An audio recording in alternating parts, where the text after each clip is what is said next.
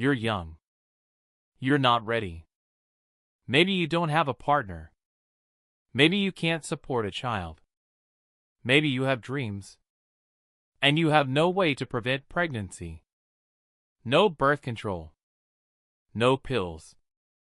No hormones. No options.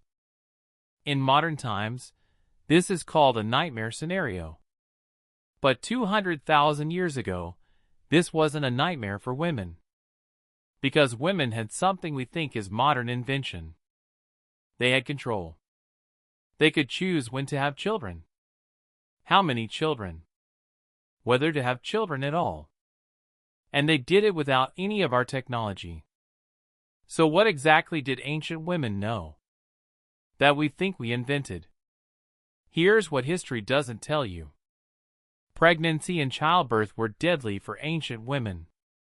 Maternal mortality rates were staggering. 1 in 3 women died in childbirth. Repeated pregnancies destroyed women's bodies.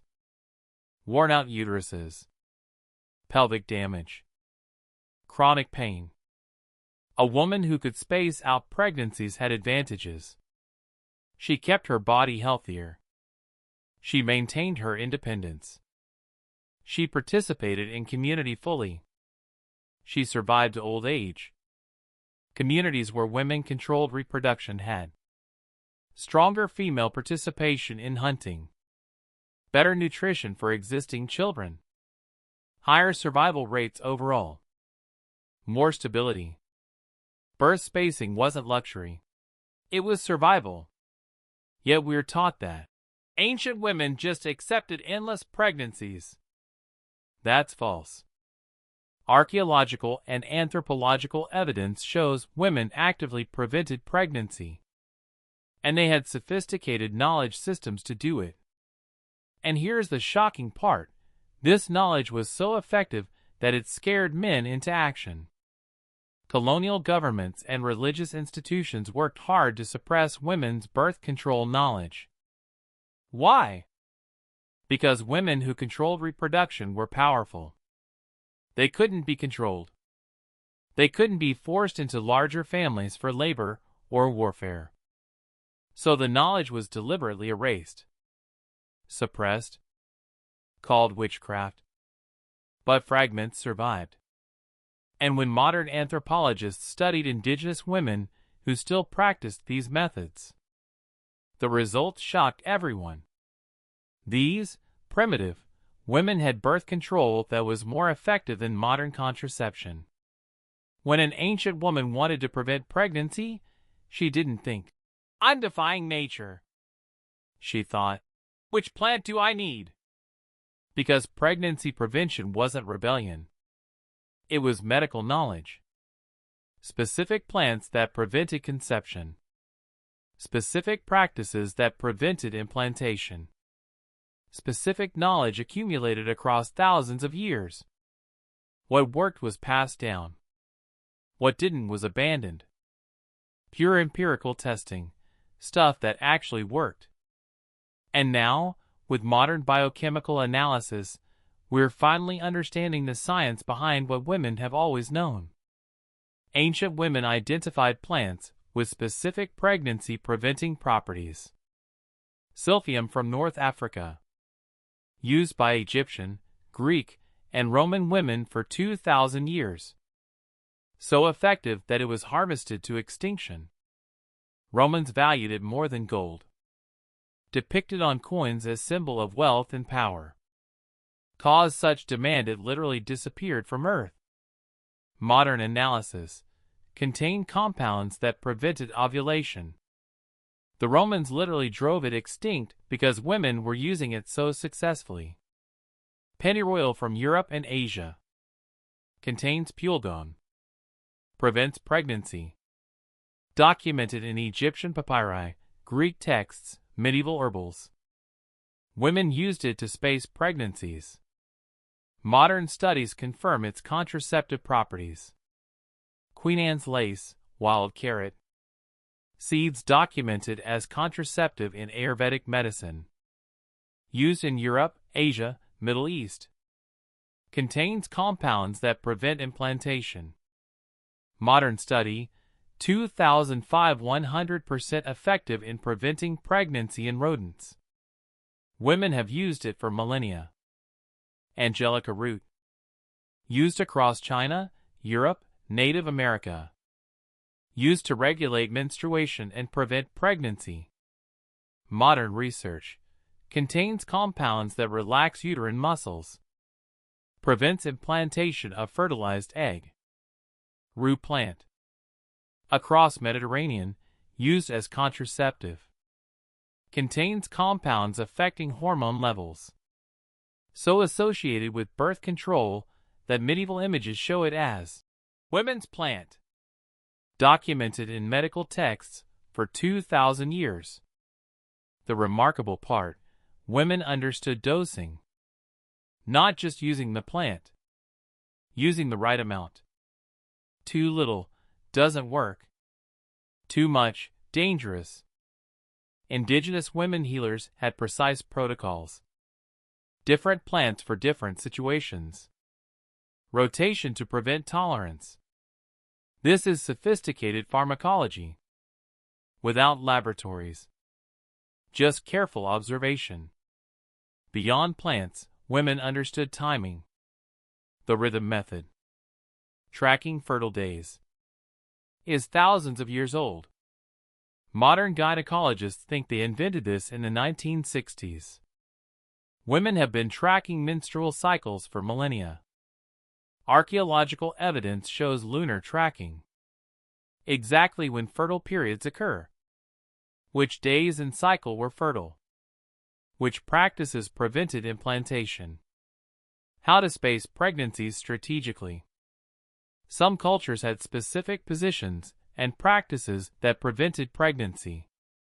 Not just timing intercourse, but understanding that certain conditions prevent conception or implantation. A documented practice across multiple cultures. Sitting over smoke of specific plants to create vaginal conditions unfavorable to pregnancy. Modern analysis reveals these plants contained antimicrobial and anti-inflammatory compounds that modified vaginal pH. Exactly what prevents sperm survival. Women didn't know the chemistry. They knew it worked. Most sophisticated part, this was organized knowledge. Midwives and elder women maintained detailed knowledge of which plants worked for which women. Dosages for different body types. Timing protocols. Signs that pregnancy was prevented. What to do if prevention failed. This wasn't individual secret knowledge. This was communal system. When a young woman didn't want pregnancy, she consulted the elder women. They assessed her body, her situation, her needs. They prescribed specific plants. Specific dosages. Specific timing. And it worked so well that populations with access to this knowledge had lower birth rates. Historical demographers have documented that birth rates in communities with strong female knowledge systems were 30–40% lower than surrounding populations. Women were choosing family size. For 200,000 years. Here's what's mind-blowing. Modern pharmaceutical companies went searching for new contraceptives in the 1950s–60s. You know where they looked first? Traditional medicinal plants used by indigenous women. Researchers literally asked indigenous women healers, "What plants do you use for birth control?" and synthesized medications from those plants. Modern birth control pills contain compounds derived from plants women have used for thousands of years. Levonorgestrel in modern contraceptive pills is derived from compounds in plants women used. Copper IUDs work on the same principle as traditional practices of inserting objects to prevent implantation. A 2019 ethnobotany study examined 47 plants traditionally used for birth control. 43 of them, 91%, showed significant contraceptive properties when tested scientifically. Women were right. and we spent centuries calling them witches. This knowledge was so powerful that authorities worked to suppress it. Colonial governments criminalized birth control knowledge.